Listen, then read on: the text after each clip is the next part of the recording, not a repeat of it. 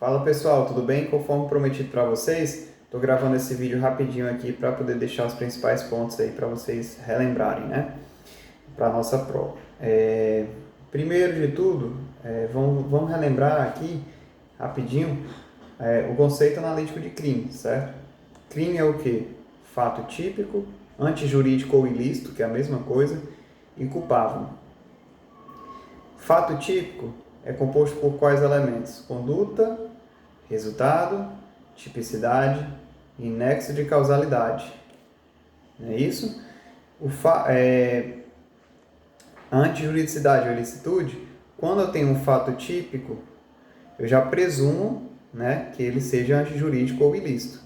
Quais são as exceções? A gente viu lá que elas estão presentes no artigo 23, né? Lesão corporal, legítima defesa, estado de necessidade, estrito cumprimento do dever legal, exercício regular do direito. Essas são as excludentes de licitude que estão dispostas lá no artigo 23, mas nós temos também, no caso, o consentimento, certo? Então, muita atenção aí no caso da legítima defesa, certo? Estudem dentro da nota de aula que eu passei para vocês a questão das hipóteses da legítima defesa, certo? Aquela questão de legítima defesa recíproca, certo? Foquem bastante atenção nisso aí. Outra coisa que é interessante vocês analisarem, certo? É a questão dos crimes omissivos. Nós temos duas espécies de crimes, né? De acordo com a conduta. Nós temos os crimes comissivos, são aqueles crimes onde existe a ação, né? Uma ação para alguma coisa, e nós temos os crimes omissivos, em que é punível a omissão.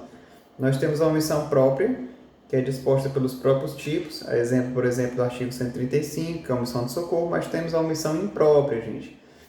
Estudem, verifiquem a omissão imprópria.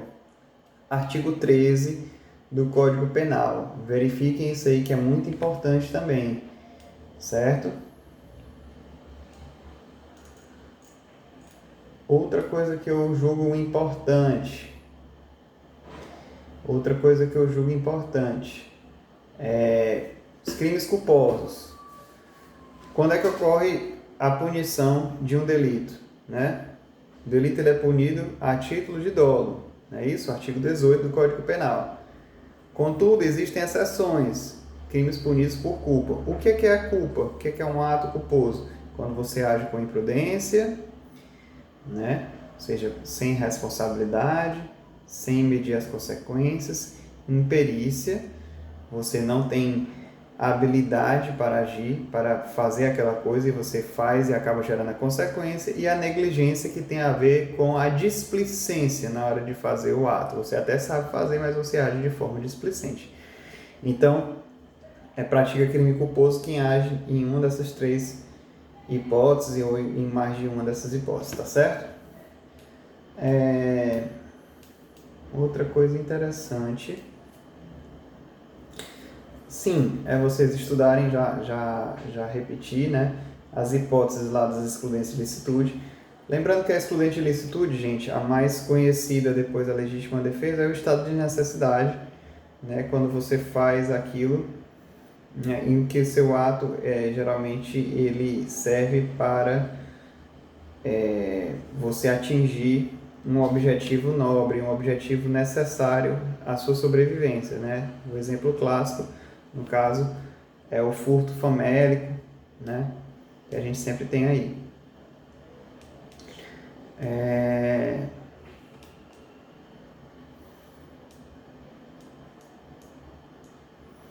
E lembrar que no caso do estado de necessidade não pode, né? Quem tinha um dever legal de enfrentar o perigo não pode ficar alegando aí o estado de necessidade, tá certo?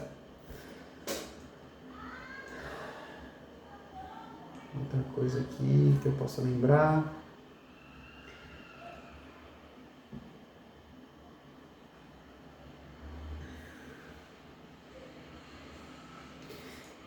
Vejam as consequências do estado de necessidade, tá, gente? Na nota de aula, procurem na doutrina, vocês vão ter tempo aí de pesquisar, tá?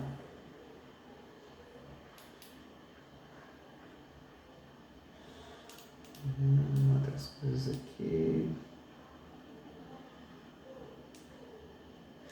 Lembrando que antijuridicidade é sinônimo de ilicitude, tá certo, gente? Então são a mesma coisa. Os excludentes de antijuridicidade e excludentes de ilicitude são a mesma coisa, tá lá no artigo 23, tá certo?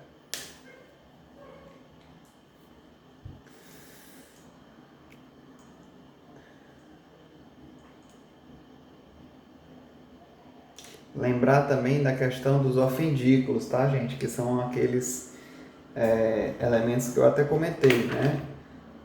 Do questão da cerca elétrica e tal. Qual é a natureza jurídica daquilo ali, tá certo? Isso aqui é importante também para a prova de vocês.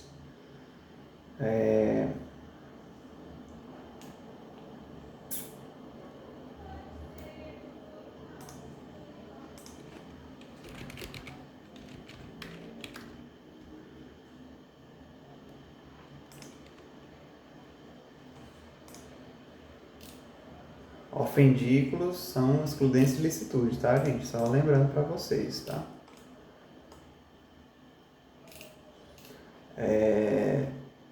Outra coisa interessante.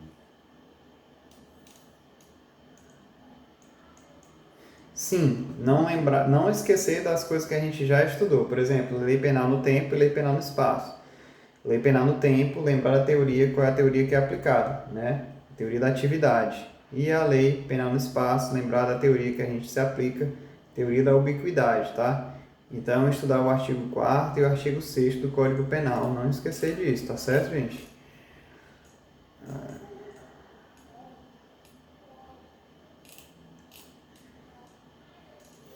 Outra coisa também são os princípios, tá, gente? Lembrar dos princípios aí, princípio da legalidade, dar uma lida no princípio da legalidade, lembrar do princípio da anterioridade da lei, lembrando que a gente está no âmbito do direito penal, então, assim,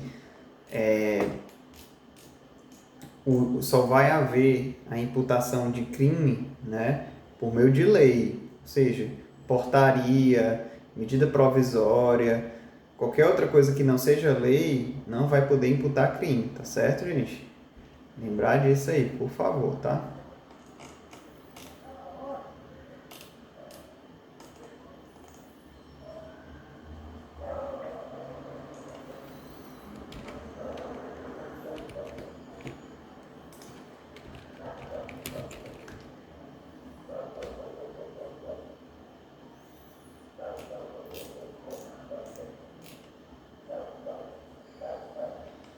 Eu acho que é isso. Eu estudei também o princípio da insignificância, tá certo?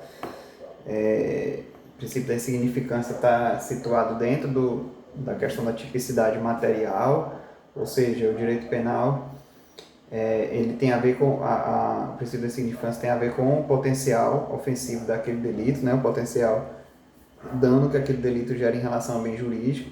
Então, aquele dano ele tem que ser relevante para a sociedade.